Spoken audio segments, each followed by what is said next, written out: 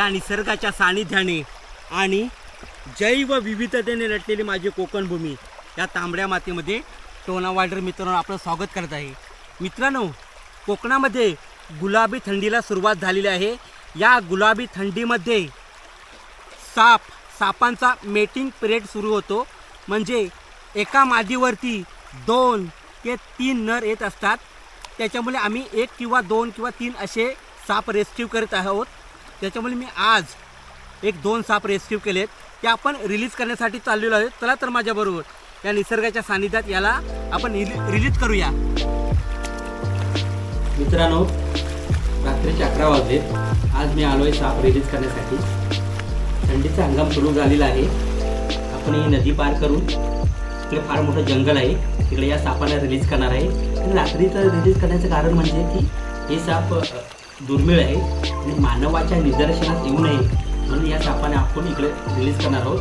आणि रिलीज करता करता आपण थोडीशी माहिती घेणार आहोत। मित्रांनो, हा पहा मित्रांनो, मेटिंग पिरियडच्या वेळेला हे साप रेस्क्यू केले होते। हा जो साप आहे थोडासा हिरव्या कलरचा म्हणजे शेवाळ कलरचा, हे फिमेल आहे। आणि हा जो दुसरा साप आहे पोपटी कलरचा आणि थोडासा पिवळा, हा मेल आहे। आणि मी जरी मेल फिमेल सांगत असलो तरी माझ्यासारखा एक सर्प अभ्यासक किंवा सर्पमित्र फक्त अंदाजानेच सांगू शकतो। परफेक्ट मेल फिमेल हा एखादा डॉक्टर किंवा सापाचा तज्ज्ञ सांगू शकतो मित्रांनो। आणि हे जास्त करून गड किल्ल्यांवरती तुम्ही जर जात असाल तर काळजीपूर्वक जा। गड किल्ल्यावरती जात असताना हे साप पश्चिम घाटामध्ये बरेचशा प्रमाणे आढळतात आणि हे जास्त करून हे डोक्याला चावतात। त्याचप्रमाणे भारतामध्ये अनेक ठिकाणी आढळणारा हा साप त्या भागानुसार विविध रंगात आणि आकारात पाहावयास मिळतात।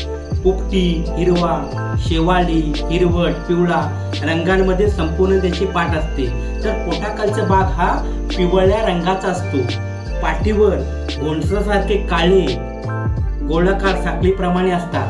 डोके अगदी घोणस आणि पुढच्यासारखेच असते, बाणाच्या टोकासारखे चपटे असते आणि याची लांबी 1 ते 3 फुटापर्यंत असते। हा साप घोणसासारखे पोटामध्ये अंडी उभवून थेट पिल्लाला जन्म देतो मित्रांनो। आणि ह्याचे ठळक दिसणारे उष्माग्राही खळगे, उष्माग्राही खळगांचा उपयोग कोणताही साप भक्ष्य पकडण्यासाठी किंवा आजूबाजूच्या तापमानाचा अंदाज घेण्यासाठी करत असतो। आता तापमानातील फरक बघा, चापडा हा साप मित्रांनो 0.1 डिग्री सेल्सिअस एवढ्या तापमानाचा फरकाने होणारा बदल मित्रांनो हा चापडा जाणू शकतो। हे एक चापड्याचं फार मोठं विशेष आहे।